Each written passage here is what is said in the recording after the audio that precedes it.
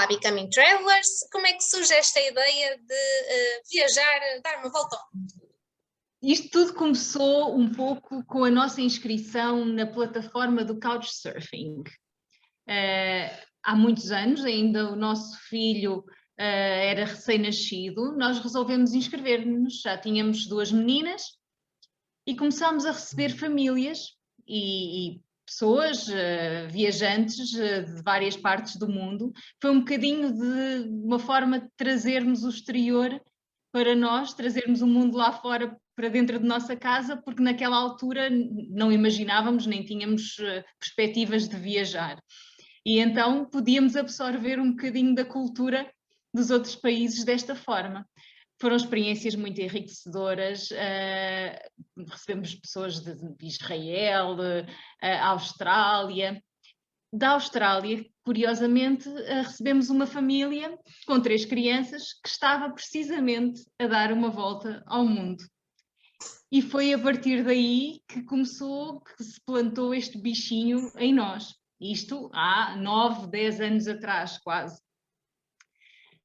Claro que foi uma ideia que foi amadurecendo, até que, depois de ler muito, de pesquisar muito, sentirmos que o nosso dia-a-dia já não nos preenchia, que não passávamos tempo suficiente com os nossos filhos, que as exigências da vida profissional eram tantas que não nos permitiam estar presentes da forma como nós queríamos. E pronto, decidimos dar o salto, um bocadinho naquela loucura de vamos e pronto, e não temos mesmo de definir uma data para irmos. E assim foi, e ele foi um bocadinho empurrado, eu disse-lhe, quero mesmo fazer isto, e ele alinhou. E como é que contactaram com o Couchsurfing para se inscreverem na plataforma? Conheciam pessoas que tivessem feito Couchsurfing? Eu penso que isto partiu tudo, se não estou em erro, já lá vão muitos anos, de uma notícia que deu no telejornal, não foi? Acho que falou-se qualquer coisa no telejornal e eu fui pesquisar e achei uma ideia interessante e pronto, que agora o conceito da plataforma já está completamente diferente do que era originalmente. Mas sim, acho que foi assim, não tenho bem a certeza, mas... E quando decidiram, ok, nós também vamos fazer aqui uma viagem, uma grande aventura, começaram pelo exercício de desprendimento, não é? Como dizem no vosso blog, desprendimento das coisas. Como é que foi esse exercício? Foi muita coisa. Foi um bocado complicado, porque, pronto, acima de tudo, o desprendimento da parte profissional, não é? Porque eram muitos anos a trabalhar, eu no meu caso, em cargos de alguma responsabilidade, e sempre muito concentrado, sempre com muito stress, com uma rotina muito exigente e muito fixa, e de repente apanhei-me numa situação de pensar como é que era o futuro, agora vou deixar isto e depois será que consigo voltar, será que não consigo voltar? Pronto, esta é logo a primeira, foi logo o primeiro embate do desapego e de começar a largar um pouco a nossa vida normal. Nós, pronto, nesse aspecto também tínhamos uma parte positiva porque nós vivíamos longe da nossa família, já sempre vivemos. E, portanto, a parte do desapego familiar para nós não foi complicado, foi facilitado.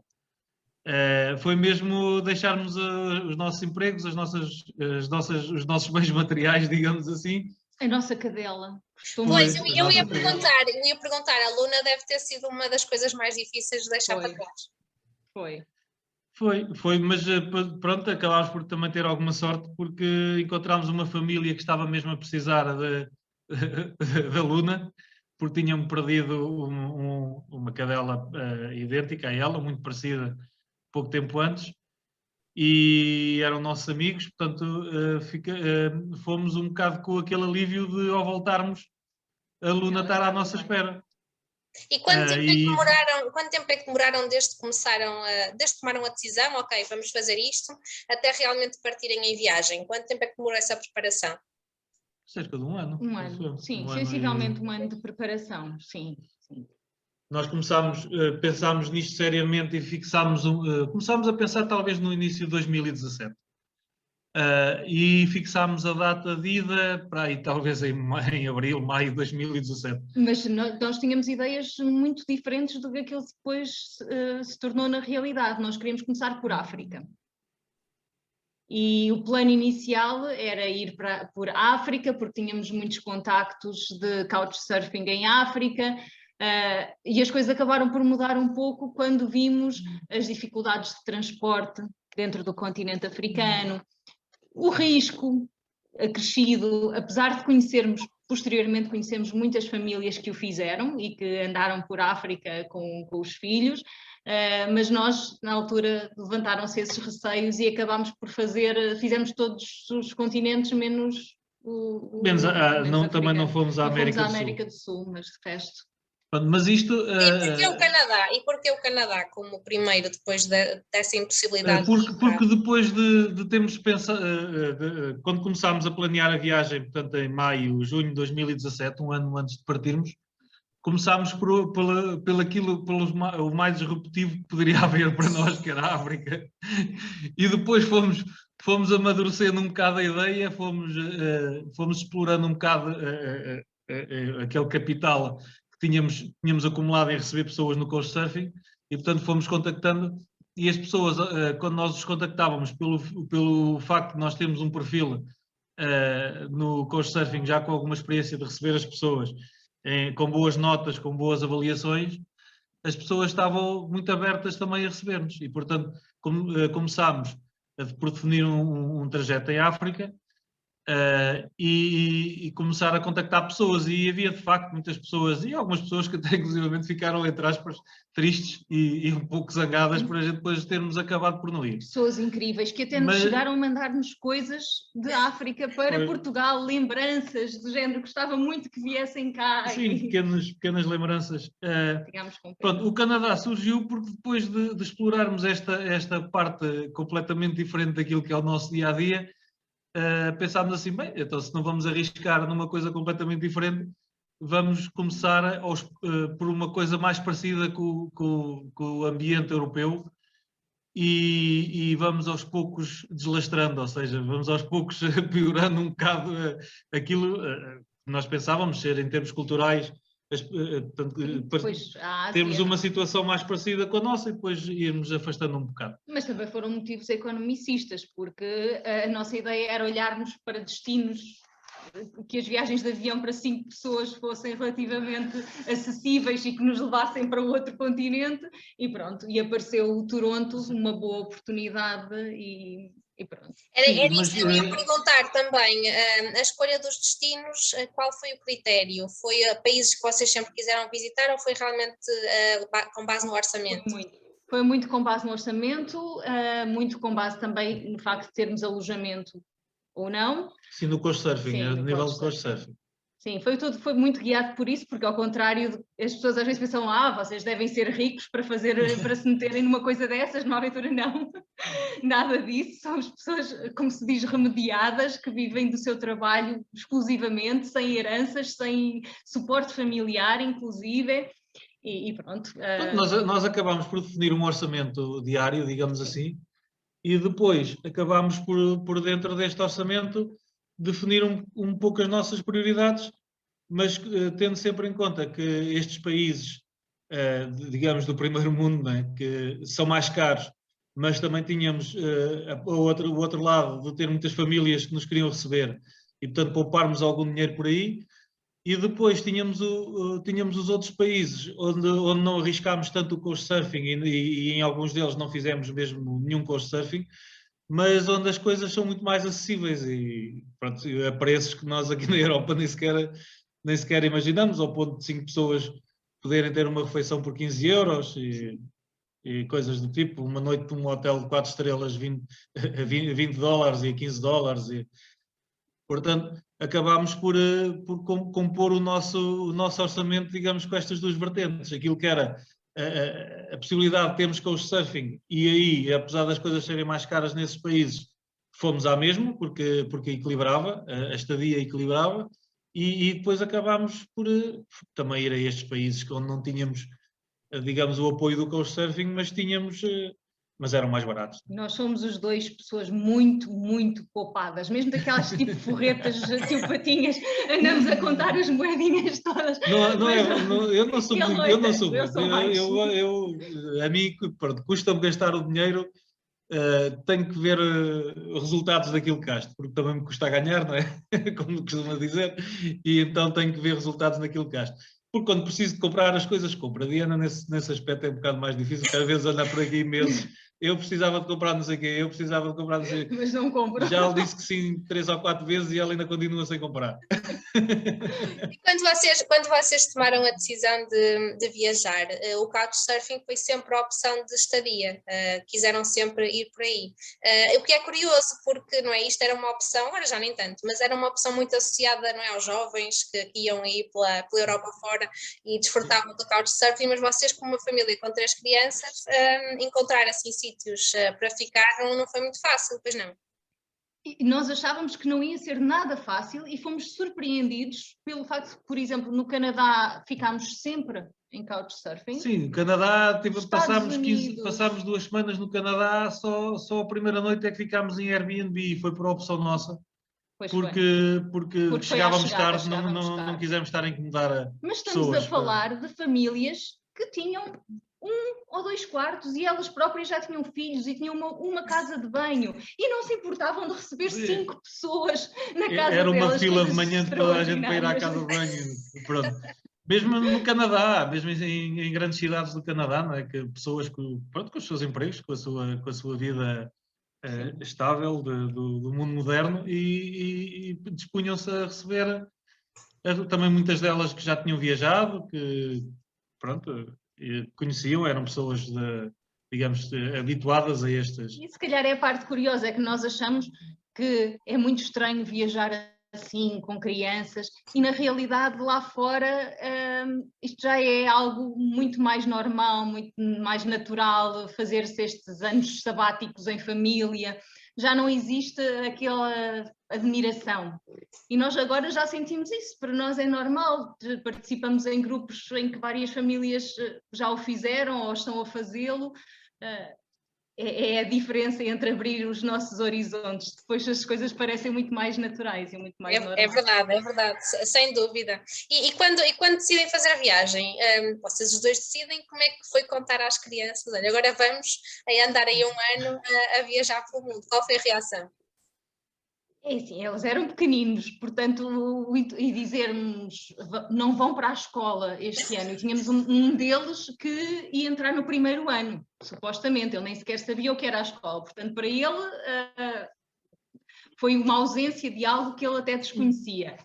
Para as irmãs, elas estavam muito entusiasmadas e alinharam em tudo com a maior das facilidades, levar as mochilas, carregar as coisas. É nestas pequenas aventuras que nós vemos a fibra dos miúdos, como eles aguentam estoicamente. Nós chegámos a fazer 18 quilómetros num dia em Nova Iorque, a andar pelas ruas de Nova Iorque. Estamos a falar de crianças com 6, na altura 6, 8 e 10 anos. É muito, é dose. Portanto, eles aceitaram, reagiram com entusiasmo e depois ao longo de toda a viagem acumularam recordações fantásticas, não foi tudo bons momentos, como é óbvio, tivemos situações difíceis, momentos em que eles próprios também se sentiam cansados de andar sempre a mudar de casa, de não terem espaço para as coisas deles, mas no fundo também acho que sempre lhes criámos neles essa resiliência e essa capacidade de adaptação a várias situações e ainda hoje eles adaptam-se com muita facilidade à mudança. Sim, nós notámos bem a diferença no comportamento deles, porque nas primeiras vezes que nós mudávamos de casa, enquanto íamos pelo caminho, na viagem, era a preocupação, e se nos vão matar, e se nos fazem mal, e se nos... Estamos a falar das primeiras vezes. Tens a certeza que aquelas pessoas são boas, de onde é que as conhecem, não sei o que, portanto era... Depois nós batíamos à porta, as pessoas vinham, eles ficavam na expectativa a olhar, muito, depois ficavam lá no cantinho da sala, muito... Passado para aí um mês, nós até já tínhamos vergonha, as pessoas abriam a porta e eles, olá, tudo bem, entravam, calçavam-se, iam para a sala, ocupavam a casa, pronto, era tudo dele. Isso é muito engraçado, porque normalmente são os pais que são mais medrosos, né? E as crianças são assim mais tudo à frente. E neste caso foi o contrário. Eles se calhar são mais, pensam duas vezes, nós já estamos naquela de aventura. Pois estava fora do ambiente deles, né? Eles estavam acostumados a termos ali uma vida familiar muito, muito estável, muito pacata, e de repente apanharam-se, pronto, de mudar de casa 2 em 2 dias, 3 em 3 dias. Ao início ficaram um bocado preocupados com a situação.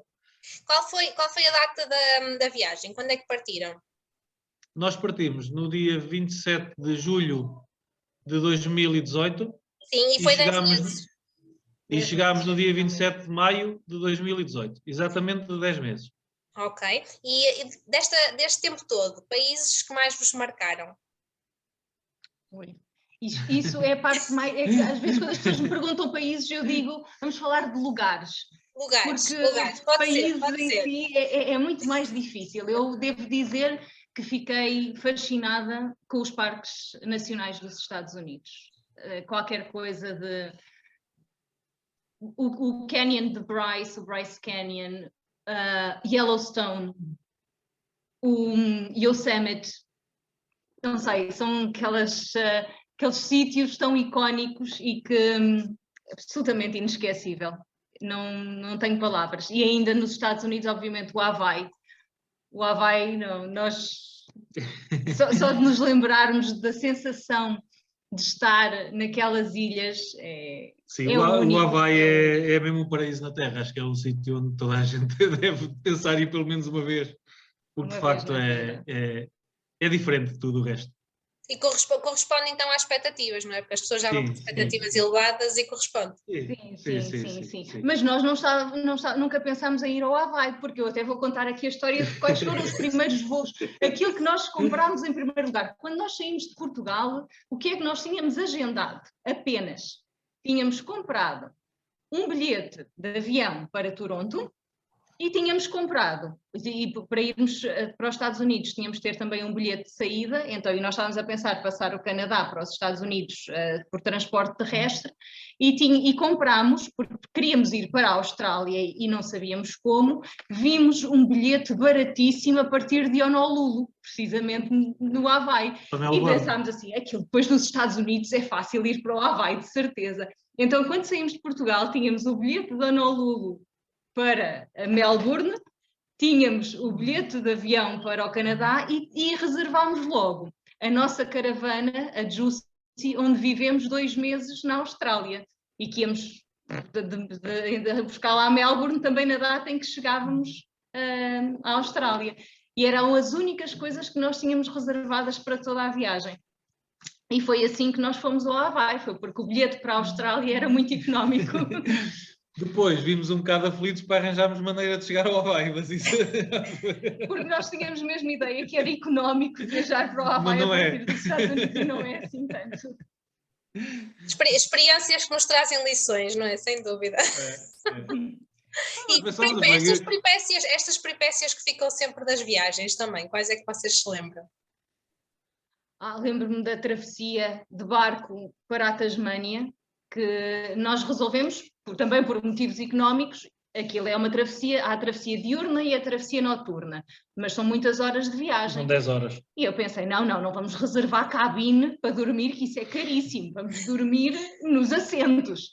Mas aquilo foi uma viagem tão agitada, nós mal conseguíamos caber dentro dos assentos, com as 3 crianças em cima de nós a dormir. Os miúdos dormiram bem, nós é que não pregámos o olho. Sim, nós não pregámos o olho. Quando chegámos à Tasmânia, a primeira noite que passámos a dormir na nossa tenda que se abria em cima da caravana, porque aquilo era uma caravana, mas era um carro com uma tenda. Um carro de 7 lugares com uma tenda por cima. Abrimos a tenda, uma ventania, mas um vendaval. Tivemos de dormir os 5 dentro do carro, porque estávamos com medo que aquilo levantasse voo, depois de uma noite mal dormida no barco. Foi assim, uma grande peripécia.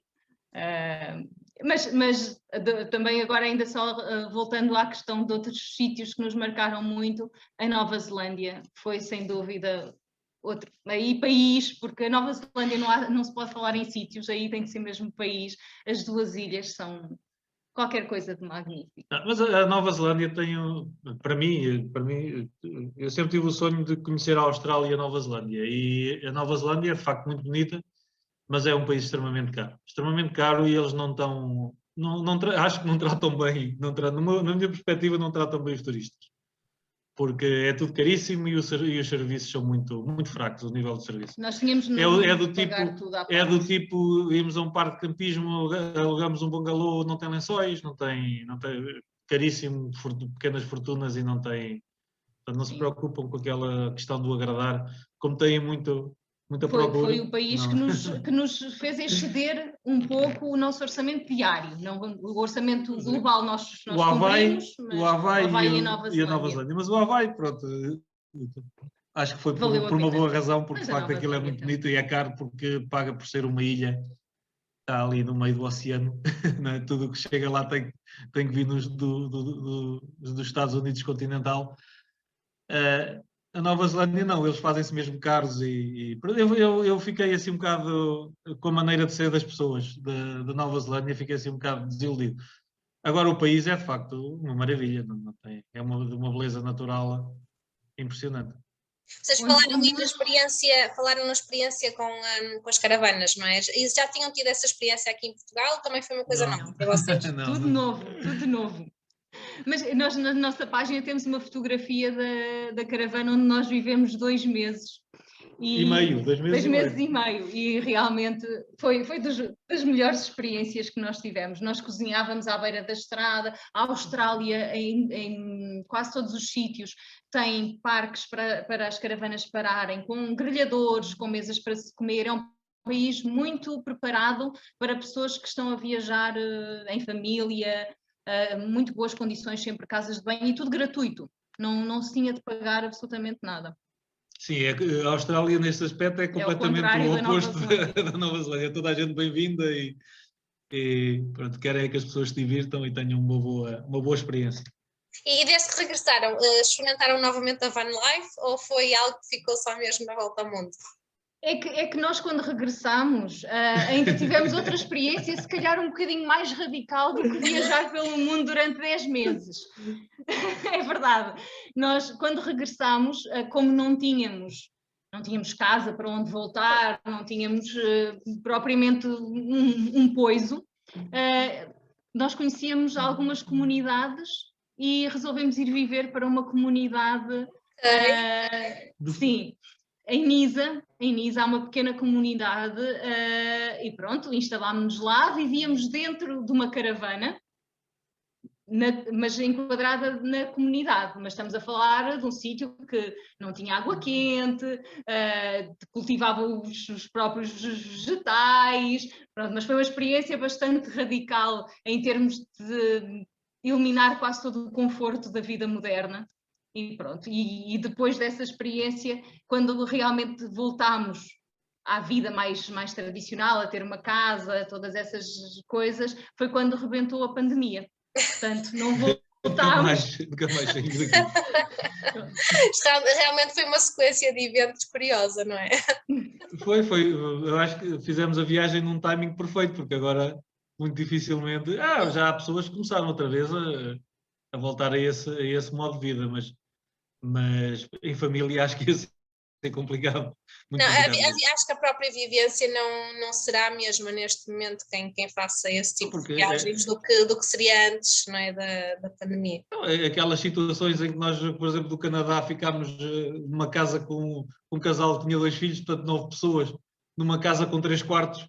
Quer dizer, numa altura destas, acho que ninguém recebia ninguém nestas condições, né? Depois todos em fila para a casa de banho de manhã, o Covid completamente, está fora de... O mundo mudou muito por causa da Covid, todas estas questões agora obrigaram a uma reformulação, a uma forma diferente de viajar, sem dúvida. E pegando aí eu não sabia dessa parte da comunidade, isso é muito interessante. Vocês quanto tempo é que ficaram lá? Quanto tempo é que viveram lá? Nós ficámos lá 6 meses. A nossa intenção também era um pouco viver um pouco em consonância com a parte ecológica, obviamente, mas mais com a parte do suporte entre famílias, aquela entre ajuda de famílias, e nós na altura ainda estávamos muito virados para a parte do ensino doméstico, para os nossos filhos, porque nós fizemos ensino doméstico durante a viagem, e a intenção era continuar. Mas pronto, a comunidade em que nós ficámos era um bocado radical nesse aspecto. Porque eu acredito que as coisas possam ser sustentáveis e equilibradas, mas isso não exige que as pessoas vivam mal, entre aspas. Eles não acham que vivem mal, mas pronto. Sim, mas há uma total ausência de algum conforto e comodidades da vida moderna que realmente quase que faziam questão que não existisse. E pronto, e foi isso um bocadinho que nos motivou a mudar. Acabou por nos cansar um bocado, porque uma coisa é nós produzirmos a nossa própria energia, por exemplo, temos uns painéis solares, vivermos, não temos combustíveis fósseis. Outra coisa é não termos energia, não é? Que é diferente. E não ter água Pronto, quente. e é mais ou menos a comparação entre estas coisas. E acabámos por não nos conseguir adaptar muito àquela situação e optámos por vir embora e voltar à vida que tínhamos antes da viagem. Falou-me no ensino doméstico, também era uma pergunta que eu tinha aqui. Como é que foi fazer essa parte, não é? De estar a ensinar, no fundo, as crianças a partir de casa? Eu acho que foi uma experiência maravilhosa. Sim, correu. Eu acho que nós fomos com boas intenções de tentarmos manter um pouco o ritmo de ensino. Pensei sempre que ensinar o meu filho a ler e a escrever ia ser muito estimulante e que ele ia gostar de aprender, como as irmãs gostaram tanto de aprender a ler e a escrever, e ele odiou. Não queria aprender a ler, não queria aprender a escrever, foi uma luta difícil. As meninas, com elas foi mais fácil, porque já sabiam ler e escrever, já tinham o hábito, digamos, do estudo. Nós não tivemos, foi durante os primeiros meses, muita possibilidade de os ensinar com base no plano curricular. Então o nosso objetivo foi, obviamente, aprender outras coisas que nós valorizamos, mas que estão fora do currículo escolar. E foi isso que nós fizemos.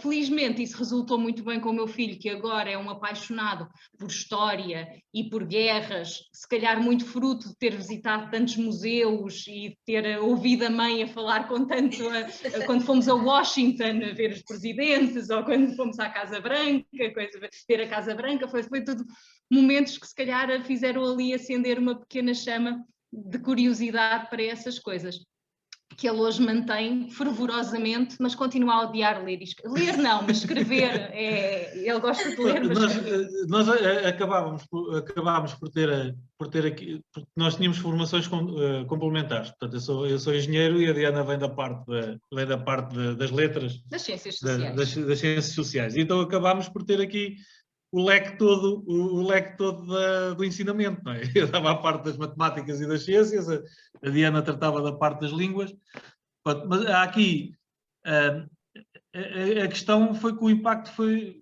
como a Diana estava a explicar, foi completamente diferente. Tivemos duas vertentes. Foi a vertente do nosso filho, que não sabia o que era a escola e, portanto, não sabia ler e escrever, e eu penso, e isso reforçou um bocado a minha ideia, de que aprender a escrever, principalmente escrever a parte motora, exige rotina, portanto, e foi aquilo que nós não conseguimos imprimir. Não conseguimos dar. E por isso, se os pais tiverem filhos com 5, 6 anos que vão para a primária, se calhar mais vale deixarem-nos primeiro fazer a primária e pensarem na viagem depois. Mas foi o caso do nosso, não significa que noutras crianças não se adaptem. A não ser que vão, de facto, com a disponibilidade de perder 2 ou 3 horas por dia, deste caso é mesmo perder, porque estou em viagem, não é? Perder 2 ou 3 horas por dia ali com a criança sentada, porque tem que ser mesmo assim, para aprender a escrever, a parte motora tem que ser assim. Portanto, acabámos por, digamos, deixar o nosso filho atrasar-se um bocado nessa parte no primeiro ano. Em relação às miúdas, elas já tinham este conhecimento, portanto já sabiam o que era a escola, e eu acho que elas perceberam que o facto de terem 2 professores praticamente dedicados só os beneficiava, e então aproveitaram todos os pequenos momentos que tinham para evoluir. E então, em relação à nossa filha mais velha, foi maravilhoso, porque é uma miúda. Estuda muito bem nós sozinha. nós voltámos em maio, ela teve exames de equivalência ao 6º ano e fez 8 exames em 2 semanas. Todos seguidos. Todos seguidos. Tudo com 4 para cima. Tudo 4 e 5. E desde essa data que nós não sabemos o que é aquela miúda estudar, porque ela não precisa, ela estuda sozinha, e ela veio aqui de vez em quando tirar-nos umas dúvidas, quando está assim um bocado mais atrapalhada, tem notas As duas excelentes. São completamente autónomas e completamente autónomas. trabalhadoras. Pois, mas a Marta, a gente já tem, de vez em quando temos que apertar A um bocado. Marta ganhou muito e com razão, porque ela revolta-se um pouco, tal como os pais também, ou pelo menos como a mãe, o atual currículo escolar. Acho que a nossa escola, o nosso método de ensino está estagnado, aquilo que ensinamos às crianças é obsoleto em grande parte, e então ela sente-se frustrada com isso. E eu também me sinto frustrada e também lhe passo essa frustração, e ela acaba por se revoltar um pouco, porque sente que não está a aprender aquilo que realmente é preciso para ela futuramente. Apesar de ser boa aluna e trabalhadora, não temos razão de queixa a esse nível, mas é uma miúda que gostava de aprender outras coisas e de outra forma. No fundo é aquela questão que acho que todos temos um pouco a consciência, né? Que os nossos filhos andam um bocado na escola, a escola não é muito eficiente em termos de ensino, porque demoram muito tempo, porque são turmas grandes, de 20 e tal pessoas, não é? E nós aqui em casa acabamos por numa semana se calhar fazê-los perceber mais do que um mês ou dois que eles andam na escola. Mas quando eu falo de estar desajustado, é mesmo não os prepararem para a vida, com competências que se calhar seriam de valorizar mais. Quem gostasse de cozinhar deveria poder experimentar cozinhar, ou costurar, ou bordar, ou uma proximidade maior com o mundo natural, com a natureza, com a agricultura, Há tantas coisas que se podem explorar, e a nossa escola parece que ficou ali cristalizada a servir o propósito da Revolução Industrial do século XIX e acabou. E não... A escola depois acaba por ter coisas boas, que é a socialização, não é? E o facto deles fazerem amigos, estarem... Portanto, acho que precisávamos de um modelo que conciliasse um bocado mais as duas partes. Vocês têm uma frase muito engraçada num dos posts do vosso blog, que é preferível eles serem, em vez de serem bons alunos, serem bons seres humanos, que foi no post antes de vocês partirem em viagem. Este blog também esteve sempre a acompanhar as vossas aventuras, criaram desde o início. Sim, desde o início. No entanto, faltou-me relatar o episódio, a nossa experiência de viagem na Malásia. Com muita pena minha, que nunca mais me dediquei a escrever o tempo fantástico que nós passámos na Malásia, mas é mais um dos países nessa lista. E depois a Suécia, terminámos na Suécia a viagem. E falam também de um episódio no Vietnã com fruta estragada. Recordo-me disso. Tentaram tirar uma fotografia, apelaram... Isso foi quando nos enganaram. Quando nos puseram na mão... Foi quando e depois tiraram-te o dinheiro da carteira. Nós incautos, completamente incautos. Foi logo na primeira noite que nós saímos, a vendedora acabou por me levar uma nota 10 vezes superior àquela que era. Mas pronto, também não é nenhuma fortuna. Estamos a falar, se calhar, em vez de 50 cêntimos, levou 5 euros. Mas pronto. Mas o Vietnã foi daqueles países que me deixou essa tristeza de sentir que o turista estava ali, e ainda por cima nós não nos sentíamos turistas, não é? Sentíamos como quase uma família em viagem, não propriamente a fazer férias ou em passeio, e foram muitas as situações em que nós nos resguardámos no Vietnã por receio. Sim, porque no Vietnã nota-se que eles ajudam as pessoas e não são mal criados, não são violentos, não são nada. Mas nota-se que mal se aproximam de nós, estão logo com a segunda intenção, com a intenção de levar algum dinheiro ou de beneficiarem de alguma maneira. O que, por exemplo, não se vê no Camboja ou na Tailândia. A Tailândia é completamente diferente. A Tailândia as pessoas ajudam de Mas no Camboja também fazem isso. Mas o episódio que temos no Camboja, de nos sentirmos, entre aspas, discriminados em relação aos locais, sentámos-nos uma vez num restaurante local e eles tinham um menu em cima da mesa, nós pegámos no menu quando eu pousei o menu, a senhora arrancou-me o menu da mão e levou o menu. Porquê? Porque aquilo era o menu para os locais, com preços para os locais, e depois deu-me o menu para o turista. Essas partes que não passam, não é, para fora, só quem realmente visita é que contacta. Sim, mas nesse aspecto o Vietnã é mesmo o pior de todos. Eu tenho a contar o episódio com a lavandaria self-service do Camboja.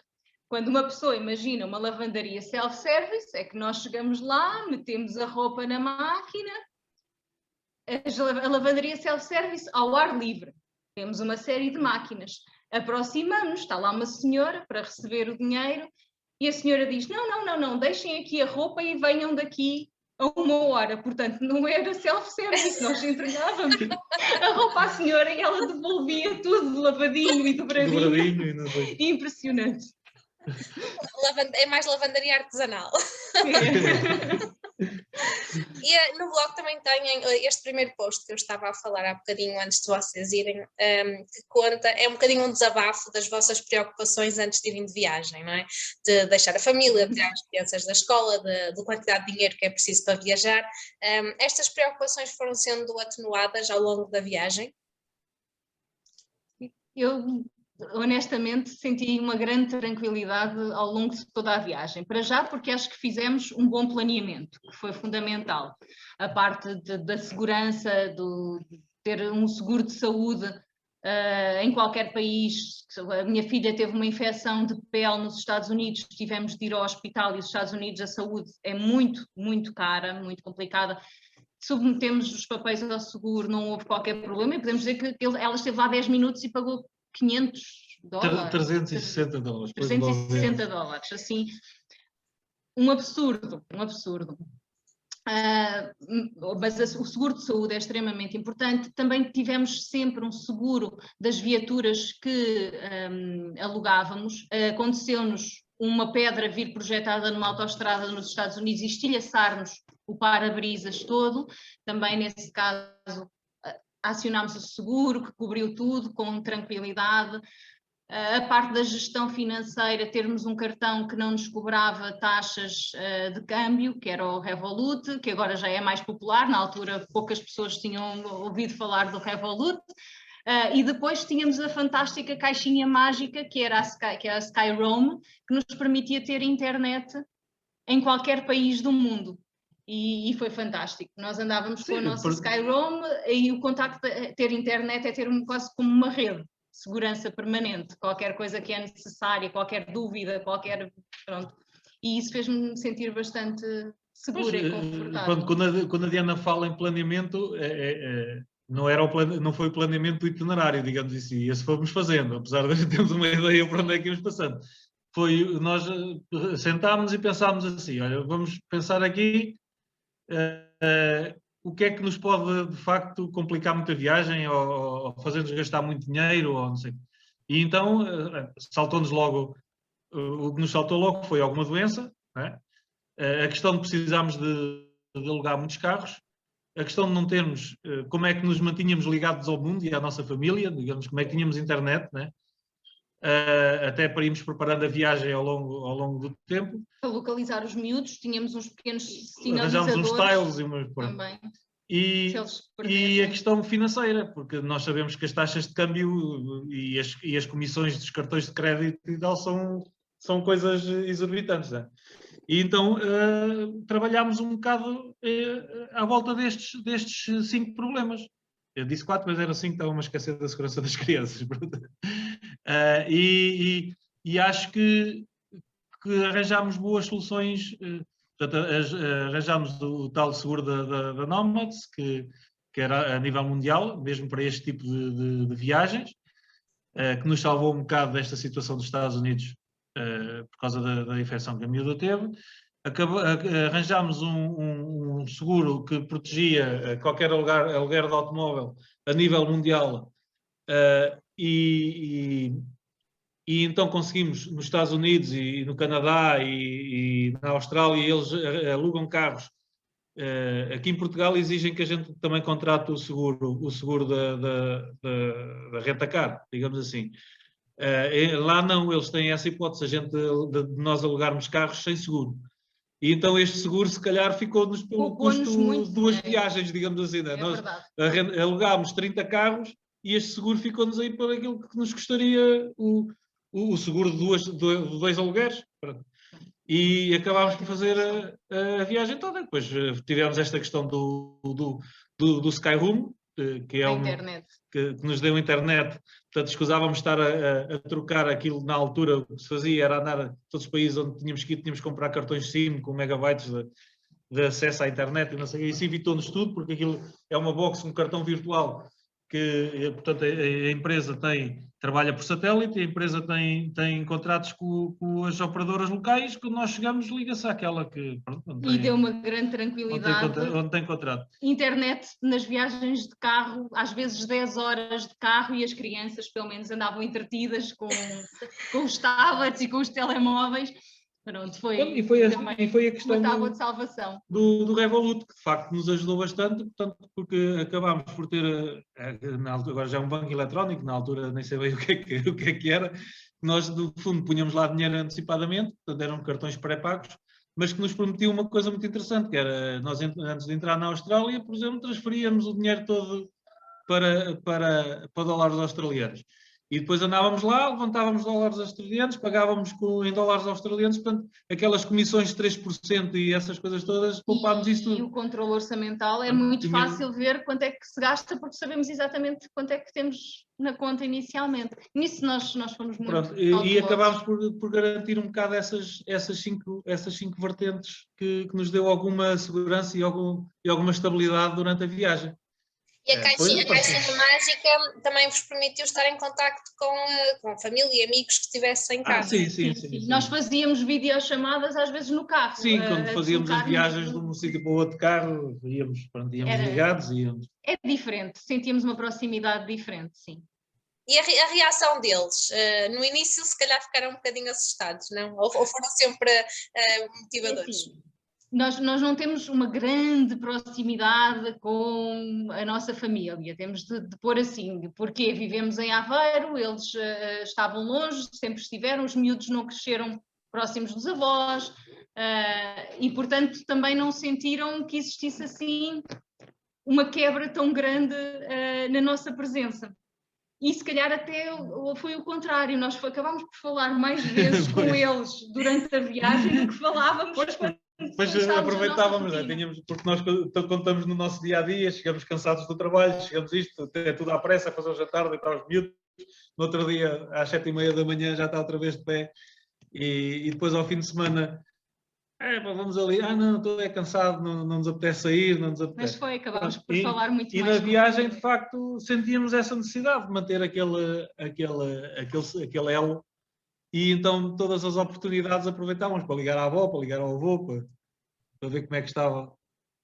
E com a vossa página também ganharam seguidores, não é? E pessoas entusiasmadas com a vossa viagem, certo? Sim, acabámos depois por saber que havia algumas pessoas que nós não conhecíamos que acabaram por seguir a viagem. E nos deixar recomendações também, todas essas coisas, foi bom. Quando nós metíamos fotografias, então já estão aí, e pronto, acabou por ser também Nós tivemos episódios muito engraçados. Em Los Angeles, nós ficámos numa daquelas moradias numa das zonas mais ricas de Los Angeles. Nunca imaginámos que uma senhora de uma dessas zonas tão ricas e tão famosas resolvesse que era interessante para os filhos participarem no Couchsurfing. E pronto, mas ela inscreveu-se, recebeu-nos, ela era vietnamita, de origens vietnamitas, tinha uma história curiosíssima de vida, que quando ela se ia para casar perdeu o passaporte e depois quando foi tentar fazer o passaporte descobriram que o passaporte dela era falso, ela afinal nunca foi filha da pessoa que ela sempre pensou ser filha, o pai dela estava ainda no Vietnã e ela depois voltou para o Vietnã para conhecer a família, pronto, isso dava um filme autêntico. Dava histórias impressionantes. E conhecemos pessoas com histórias de vida muito interessantes. Pois foi. E no final desses 10 meses, quando regressam, sentiam-se mais ricos, com certeza.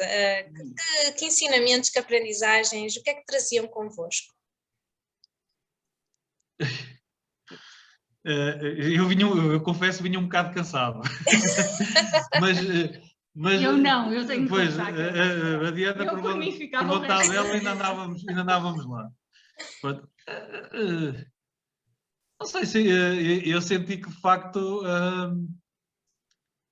Portugal é muito pequeno. Nós fechamos aqui um bocado à volta do nosso... É um país muito interessante e se calhar... Se calhar essa foi uma das principais lições. Sim. Foi que o nosso país é absolutamente maravilhoso. Porque nós fomos de mente aberta para ficar onde nos sentíssemos bem-vindos, onde pudéssemos encontrar um futuro para a nossa vida. E até acabámos por ficar bastante tempo em alguns países. Tivemos 2 meses e tal nos Estados Unidos, tivemos 2 meses e meio na Austrália, tivemos 1 mês na Nova Zelândia, 2 meses na Tailândia, 2 meses na Tailândia, 1 mês no Vietnã, e depois acabámos sempre por ver... São bons países, de facto, ver-se porque é que são diferentes de nós, ou o que é que tem, mas depois acabámos sempre por ver algumas vantagens no nosso país, quer fosse em termos de clima, quer fosse em termos de segurança.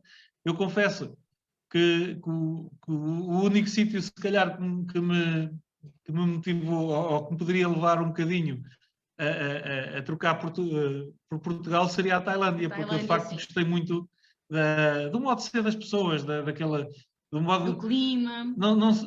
Eles não são ricos, mas são felizes. Nota-se que aquelas pessoas são felizes, eles vivem o dia a dia. Eles abrem um restaurante em cada casa, nós vamos lá, pedimos, eles servem-nos comida, mas têm objetivos muito bem definidos. Não querem ser escravos do trabalho, vendem 4 a 5 refeições, atingiram os objetivos, fecham o restaurante, vão para a praia, vão para a praia, ver se as mães vão para as lojas trabalhar, levam os filhos, andam os filhos ali a brincar na rua, tudo com segurança. É de facto um país que eu gostei da vontade das pessoas. Mas a principal lição foi que é bom nós vermos outros horizontes, de facto, mas nós vivemos num cantinho do céu, porque acho que juntando aquilo que apesar de tudo nós temos algum dinheiro, temos um sistema de saúde interessante que nos protege, temos um Estado que nos protege. E depois de ir aos Estados Unidos e ter experiências no sistema de saúde deles, ainda mais. Passámos por alguns estados onde as pessoas têm dinheiro, têm tudo, mas depois nota-se que é tudo muito bom enquanto têm saúde ou enquanto se lhes acontece alguma coisa é desgraça total. E os Estados Unidos é um dos exemplos, não é? E portanto nós, digamos assim, somos um país equilibrado. Não somos ricos, não temos... Mas acabamos por ter algum nível de felicidade e temos um bom clima, temos boas praias, é o país onde se come melhor destes todos. Mais uma vez aí se calhar só a Tailândia é que rivalizava. Mas foi uma grande lição a perceber-nos do quão maravilhoso é o nosso país. Eu já não tinha grandes dúvidas porque eu vivi na Alemanha e, portanto, já tinha aquela sensação de que realmente o nosso país é muito desvalorizado aos olhos dos portugueses. Mas, além disso, também chegámos mais ricos no sentido de termos praticado o desprendimento das coisas, dos bens materiais e termos passado essa mensagem aos nossos filhos, que era o importante. Fazê-los sentir que havia pessoas diferentes lá fora, mas tão iguais a nós, com os mesmos problemas, com as mesmas dúvidas, e eles aprenderam isso e hoje acho que são melhores pessoas por causa da experiência que tiveram. E respeitam mais o outro, estão mais sensíveis às dificuldades das outras pessoas, são mais poupados, com mais preocupações ecológicas. Porquê? Porque viram o retrocesso dos glaciares, por exemplo, na Nova Zelândia, e ficaram chocados com o impacto do aquecimento global, e não é só de ouvirem falar, eles viram, acompanharam, viram o lixo, viram os rios na Tailândia completamente cheios de plástico, completamente poluídos, portanto experienciaram coisas que ler nos livros não tem o mesmo impacto na formação deles, não é? Eu quase que nem precisava de fazer esta última pergunta, porque eu mesmo em videochamada consigo ver aí o brilho nos olhos da Diana, mas de vez em quando bate uma saudade desta viagem. Muita, eu por mim, eu tenho aquele gene do Wanderlust, como se costuma dizer, aquele gene nómada, não consigo estar muito tempo no mesmo sítio, não consigo, ele não, é muito mais terra a terra e eu sou muito mais lá no ar, mas acho que é bom assim, Não, porque acabamos por nos puxar um bocadinho ali para o meio, para o equilíbrio. Mas eu também, se tivesse a oportunidade, confesso que já começo a sentir alguma vontade de... Já sei que as coisas não se repetem, nunca mais será o mesmo, porque agora os nossos filhos já estão mais velhos. Agora até já teríamos muitos problemas, inclusivamente em alguns sítios onde ficámos, de certeza que já não conseguimos ficar, seria tudo muito mais caro. Algumas coisas que eu me arrependo, que alguns sítios que não fomos ver, ou porque eu me sentia cansado, ou porque os miúdos, a Diana queria ir, e depois os miúdos já não queriam, e depois eu acabava também por já estar cansado. Mas isso também se calhar fazia algumas coisas de forma diferente. Não, mas isso é uma mensagem importante para deixar. As pessoas também não podem ter expectativas de viverem uma experiência destas como se estivessem a viajar a passar férias, porque é muito diferente, é um modo de vida, não é passar férias. Portanto, nós, sim, tínhamos, por exemplo, a possibilidade de ir às Ilhas Fifi, tivemos um mês ao lado das Ilhas Fifi e fomos lá 2 ou 3 horas. É uma vergonha, não é? Caramba, há pessoas que vão para as Ilhas Fifi e passam lá 10 dias e nós não, porquê? Porque estávamos cansados e temos de assumir o nosso cansaço enquanto seres humanos que andam sempre com a casa às costas e não podemos exigir, e acho que nisso, apesar da minha vontade de fazer muita coisa e de ter se calhar mais energia para isso, sempre compreendi que as crianças tinham outro ritmo, que ele tinha outro ritmo, e pronto, e fizemos as coisas com calma. E quando ele diz, não aproveitámos tanto, não vimos tudo. Sim, mas não é por aí, não é esse o problema. Têm que idades agora as crianças? A mais velha já tem 14. Depois temos uma com 11 e um menino com 9. E eles voltaram depois à rotina bem, integraram-se depois novamente na escola. O Pedrito foi muito difícil, o meu mais pequenino foi muito... O Pedro só agora é que está a começar a entrar na... Muito complicado, muito complicado. Ele não aceitou bem a rotina da escola, não. E mesmo as nossas filhas dizem-nos constantemente que querem voltar para o ensino doméstico. Sim, querem ficar em casa, diz que estudam.